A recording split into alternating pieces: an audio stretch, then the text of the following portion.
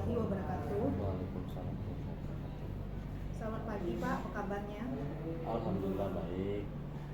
Kedatangan saya di sini Pak ingin melakukan pendampingan individu 4, yaitu evaluasi dan pengembangan proses pembelajaran. Waktunya 4 kali 45 menit. Ya. Ini kita laksanakan sebelum lokakarya 4. Nah, hari yang lalu kita sudah melakukan pendampingan baik itu praobservasinya ya Pak ya. Nah, dari pembelajaran yang telah Bapak lakukan hari ini saya akan menjelaskan tentang fokus pendampingan kita, yaitu evaluasi dan pengembangan proses pembelajaran. Sebelum semua berjalan, saya ingin memastikan bahwa Bapak telah mengetahui apa yang akan kita lakukan, yaitu nanti ada bagian awal pendampingan, bagian inti pendampingan, dan bagian akhir pendampingan. Apa saja proses yang sudah berjalan selama 1 bulan terakhir atau 2 bulan terakhir ini Pak, kemudian rencana tindak lanjut dari pendampingan selanjutnya, dan hal-hal yang dianggap sebagai capaian Bapak 2 bulan dan 1 bulan terakhir ini. Kalau dikatakan apa yang sudah saya lakukan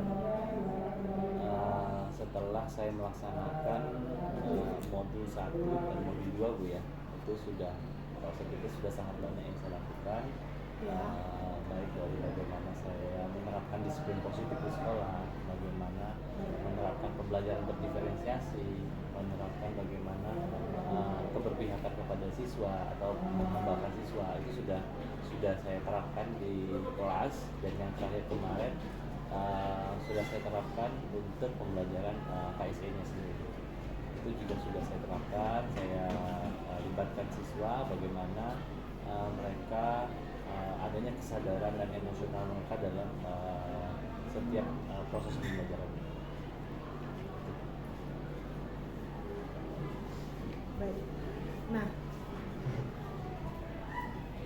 terima kasih Bapak sudah menyampaikan capaian selama 1 bulan dan 2 bulan ini, baik modul-modul yang telah dipelajari. Saya mengapresiasi dan mengucapkan terima kasih Bapak telah berbagi praktik baik yang dilakukan hampir 2 bulan ini.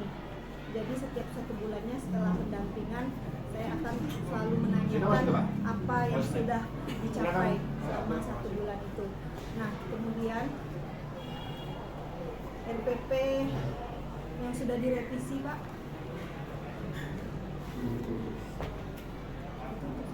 Ya, 2 itu. Saya lihat tanggalnya dulu. Oh iya. Tanggalnya kemarin kan ada sebelum sudah.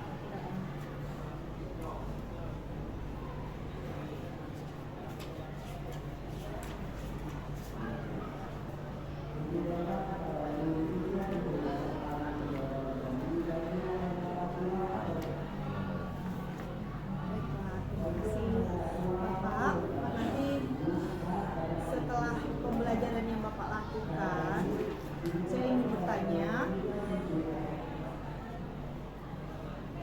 kita harus paham dulu ya Pak ya, tujuan percakapan dan saling percaya akan tahapan kegiatan yang berlangsung.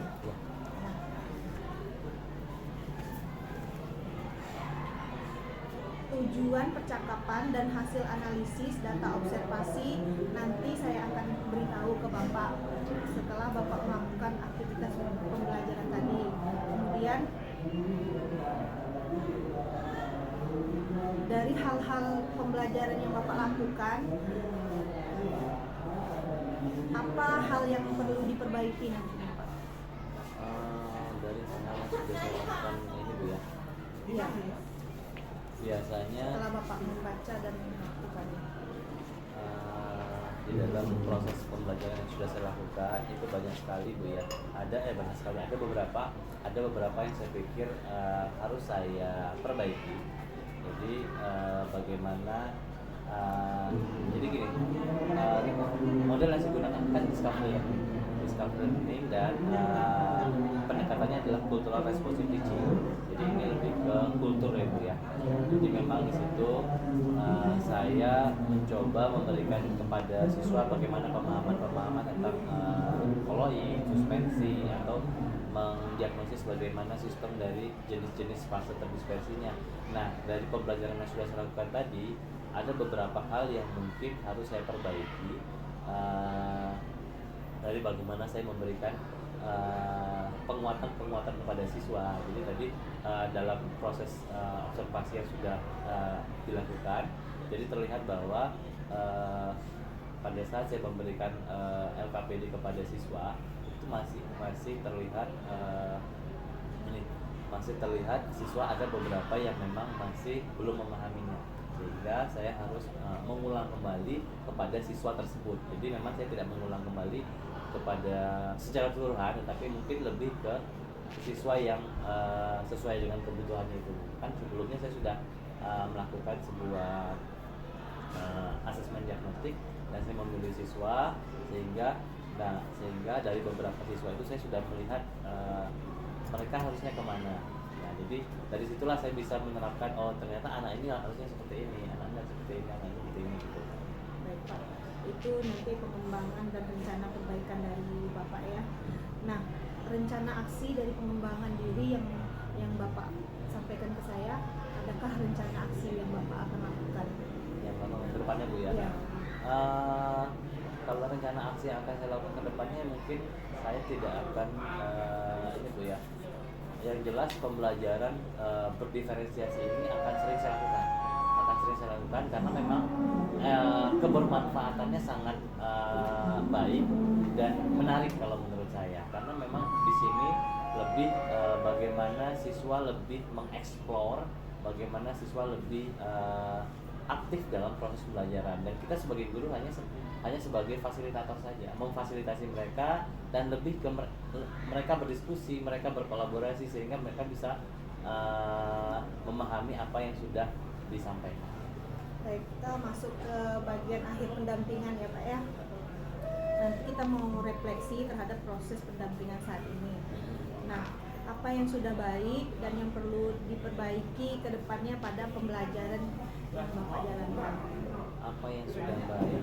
Kalau apa yang sudah baik, saya pikir dari beberapa yang saya lakukan dari awal masuk ke tahapan simulasi, terus tahapan kegiatan inti, penutup, dan adanya refleksi. Jadi dari masing-masing tahapan itu sudah terlaksana dengan baik, baik itu discovery learning-nya, persintang pertahapannya juga sudah sesuai dengan prosesnya Bu ya. Cuman tadi yang saya sampaikan mungkin ada plus minusnya, ada minusnya juga. Seperti yang saya sampaikan tadi, karena saya sudah melakukan asesmen diagnostik, siswa itu harusnya sudah saya petakan, tetapi pada saat saya mengajar tadi, saya tidak karena saya tadi mengajar memang saya memberikan kepada keseluruhan siswa. Harusnya kan saya bisa membedakan antara siswa yang visual, auditori, dan kinestetik. Mungkin kedepannya akan saya perbaiki.